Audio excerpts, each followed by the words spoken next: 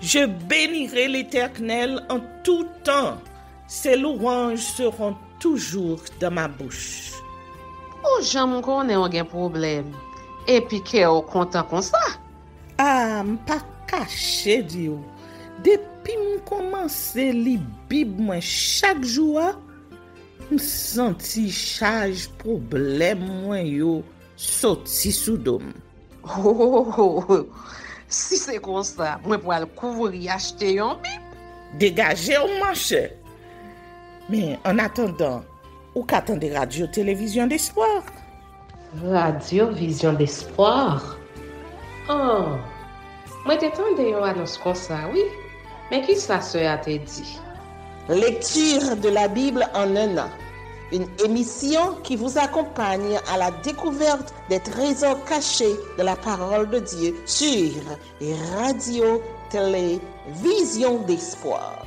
Chaque jour de 11h à 11h30 du matin, excepté mercredi 5h30, 6h de l'après-midi, samedi 7h30, 8h du matin, avec les sœurs Chantal Saint-Hubert, Claude Louis Orisma et votre servante Maudeline Maurice Hilaire.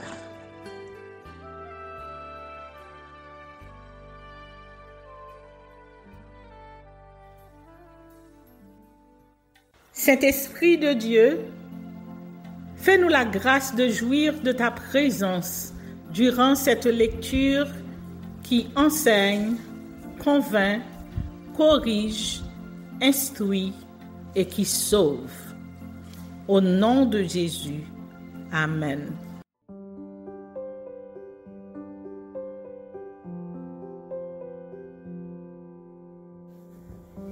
Deux Chroniques, chapitre 16. Faute que commit Asa en s'alliant avec le roi de Syrie contre le roi d'Israël. La 36e année du règne d'Asa, Baécha, roi d'Israël, monta contre Juda. Et il bâtit Rama pour empêcher ceux d'Asa, roi de Juda, de sortir et d'entrer. Asa sortit de l'argent et de l'or des trésors de la maison de l'Éternel et de la maison du roi, et il envoya des messagers vers Ben-Hadad, roi de Syrie, qui habitait à Damas. Il lui fit dire qu'il y ait une alliance entre moi et toi, comme il y en a eu une entre mon père et ton père.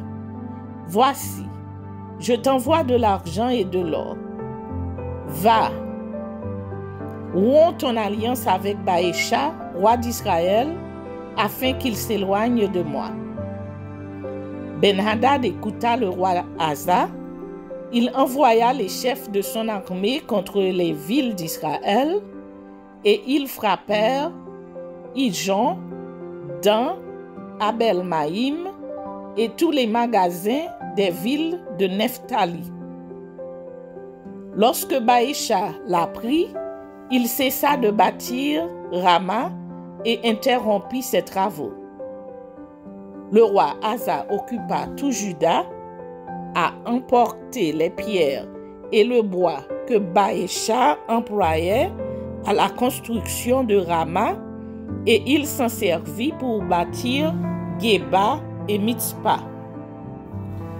Dans ce temps-là, Anani, le voyant, alla auprès d'Asa, roi de Juda, et lui dit: parce que tu t'es appuyé sur le roi de Syrie et que tu ne t'es pas appuyé sur l'Éternel ton Dieu, l'armée du roi de Syrie s'est échappée de tes mains.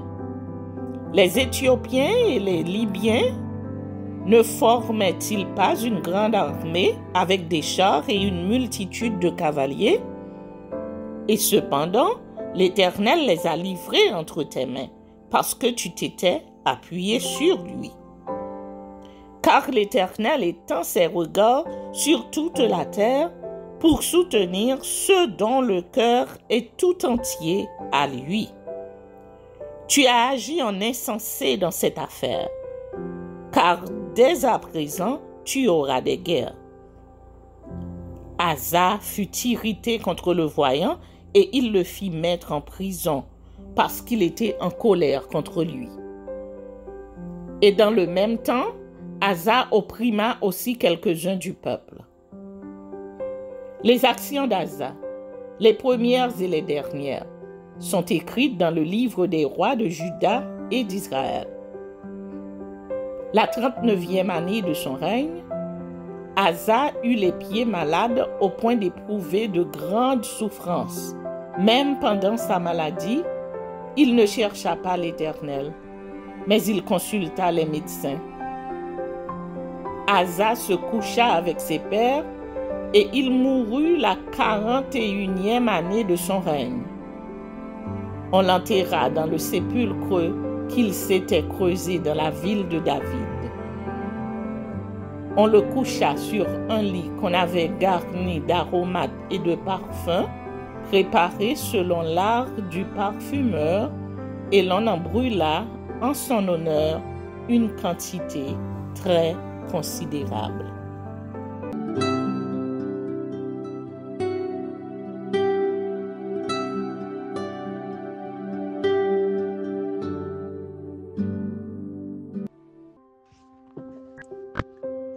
Ézéchiel chapitre 21. Contre Jérusalem et contre les Ammonites. La parole de l'Éternel me fut adressée en ces mots. Fils de l'homme, tourne ta face vers le midi et parle contre le midi. Prophétise contre la forêt des champs du midi.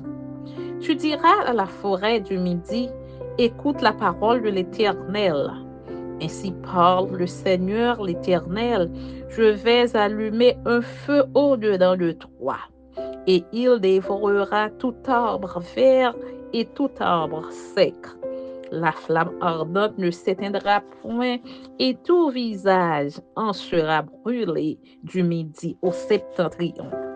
Et toute chair verra que moi, l'Éternel, je l'ai allumé. Il ne s'éteindra point. Je dis, ah, Seigneur éternel, ils disent de moi, n'est-ce pas un faiseur de paraboles? Et la parole de l'Éternel me fut adressée en ces mots. Fils de l'homme, tourne ta face vers Jérusalem et parle contre les lieux saints. Prophétise contre le pays d'Israël.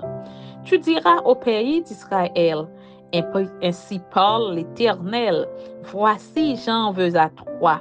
Je tirerai mon épée de son fourreau et j'exterminerai du milieu de toi le juste et le méchant. Parce que je veux exterminer du milieu de toi le juste et le méchant, mon épée sortira de son fourreau pour frapper toute chair du midi au septentrion. Et toute chair saura que moi, l'Éternel, j'ai tiré mon épée de son fourreau. Elle n'y rentrera plus. Et trois fils de l'homme gémit, les reins brisés et l'amertume dans l'âme gémit sous leur regard. Et s'ils te disent, pourquoi gémis-tu? Tu répondras, parce qu'il arrive une nouvelle. Tous les cœurs s'alarmeront, toutes les mains deviendront faibles, tous les esprits seront abattus, tous les genoux se fondront en eau. Voici, elle arrive, elle est là, dit le Seigneur l'Éternel. La parole de l'Éternel me fut adressée en ces mots. Fils de l'homme, prophétise et dis, ainsi parle l'Éternel. Dis l'épée, l'épée, elle est aiguisée, elle est polie. C'est pour massacrer qu'elle est aiguisée, c'est pour étinceler qu'elle est polie. Nous réjouirons-nous? Le sceptre de mon fils méprise tout bras. On l'a donné à polir pour que la main la saisisse. Elle est aiguisée, l'épée, elle est polie pour armer la main de celui qui massacre. Crie et gémis, fils de l'homme, car elle est tirée contre mon peuple, contre tous les princes d'Israël. Ils sont livrés à l'épée avec mon peuple. Frappe donc sur ta cuisse. Oui, l'épreuve sera faite. Et que sera si ce sceptre qui méprise tout est anéanti? Dit le Seigneur l'Éternel. Et 3 fils de l'homme prophétisent et frappent des mains, et que les coups de l'épée soient doublés, soient triplés. C'est l'épée du cornage, l'épée du grand cornage, l'épée qui doit les poursuivre, pour jeter l'effroi dans les cœurs, pour multiplier les victimes à toutes leurs portes. Je les menacerai de l'épée. Ah, elle est faite pour étinceler. Elle est aiguisée pour massacrer. Rassemble tes forces, tourne-toi à droite. Place-toi, tourne-toi à gauche. Dirige de tous côtés ton tranchant. Et moi aussi, je frapperai des mains et j'assouvirai ma fureur. C'est moi, l'Éternel, qui parle. La parole de l'Éternel me fut adressée en ces mots. Fils de l'homme, trace 2 chemins pour servir de passage à l'épée du roi de Babylone. Tous les 2 doivent sortir du même pays. Marque un signe, marque-le à l'entrée du chemin qui conduit à une ville. Tu traceras l'un des chemins pour que l'épée arrive à Rabat, ville des enfants d'Ammon, et l'autre pour qu'elle arrive en Juda, à Jérusalem, ville fortifiée. Car le roi de Babylone se tient au carrefour à l'entrée des 2 chemins pour tirer des présages. Il secoue les flèches, il interroge les téraphins, il examine le froid. Le sort qui est dans sa bouche désigne Jérusalem, où l'on devra dresser des béliers, commander le cornage et pousser des cris de guerre. On dressera des béliers contre les portes, on élèvera des terrasses, on formera des retranchements. Il ne voit là que de vaines divinations, eux qui ont fait des serments.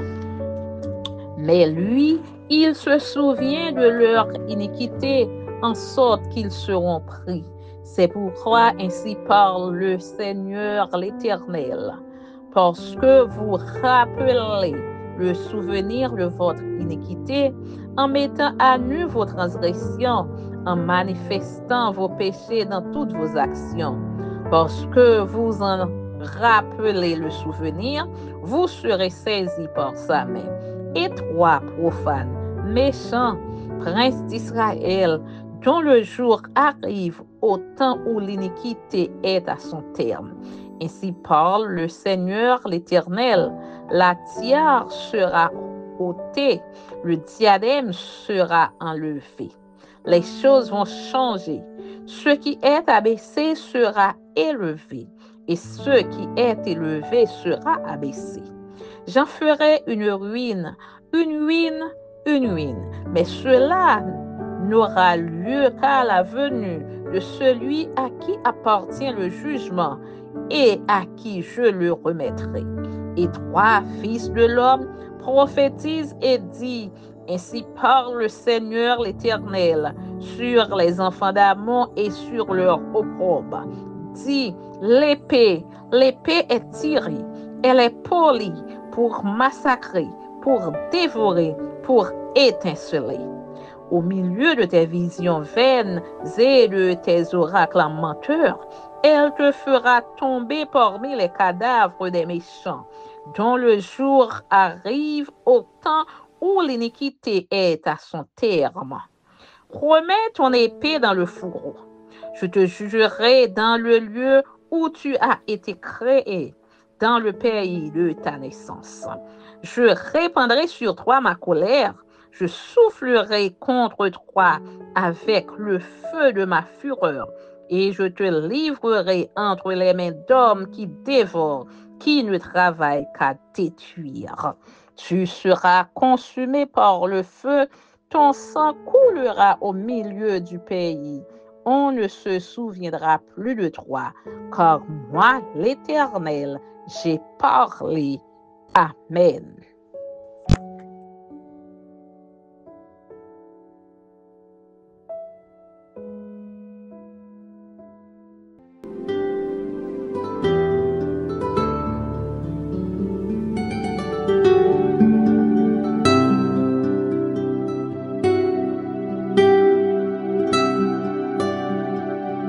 Merci Seigneur de nous donner le discernement dans la lecture de ta parole, que nous y prêtions attention afin d'appliquer notre cœur à la sagesse. Amen. Que celui qui a des oreilles pour entendre, entende, et que celui qui lit fasse attention.